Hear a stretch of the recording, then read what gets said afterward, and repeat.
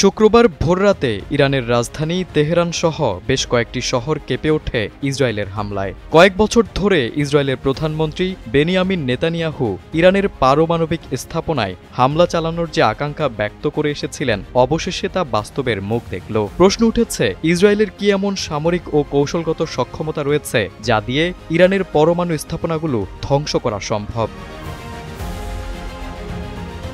ইরানের পরমাণু কর্মসূচি মধ্যপ্রাচ্যের নিরাপত্তা পরিস্থিতিকে দীর্ঘদিন ধরেই উদ্বেগে রেখেছে। বিশেষ করে ইসরায়েল বারবার অভিযোগ করে আসছে যে ইরান গোপনে পারমাণবিক অস্ত্র তৈরির চেষ্টা করছে, যদিও দেশটি দাবি করছে ইরানের পরমাণু স্থাপনা ধ্বংসের জন্য তারা প্রস্তুত।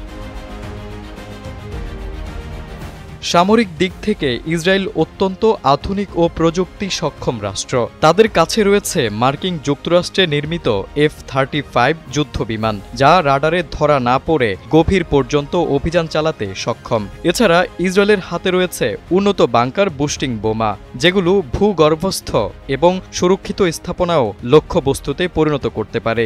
সেই সাথে তারা গোয়েন্দা সংস্থা মোসাদের মাধ্যমে ইতোমধ্যে ইরানের পরমাণু স্থাপনাগুলো সম্পর্কে বিস্তারিত তথ্য সংগ্রহ করতেও সক্ষম হয়েছে। তবে বাস্তবতা অনেক জটিল। ইরানের অনেক গুরুত্বপূর্ণ স্থাপনা যেমন ফোর্ডো, নাতাঞ্জ এবং আরাক পাহাড়ের নিচে বা গভীর ভূগর্ভে নির্মিত, যা ধ্বংস করা খুবই কঠিন।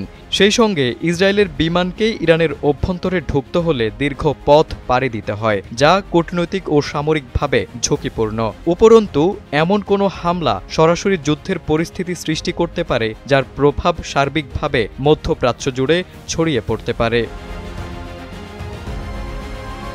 সার্বিক বিবেচনায় ইসরায়েলের কাছে ইরানের পরমাণু স্থাপনাগুলোর বিরুদ্ধে সামরিক অভিযান চালানোর সক্ষমতা থাকলেও তা দিয়ে পুরো কর্মসূচিকে স্থায়ীভাবে ধ্বংস করা সম্ভব নয়। রাজনৈতিক সমাধান, কূটনৈতিক চাপ এবং আন্তর্জাতিক তদারকি এই সমস্যার টেকসই সমাধানের পথ বলে মনে করেন বিশ্লেষকরা।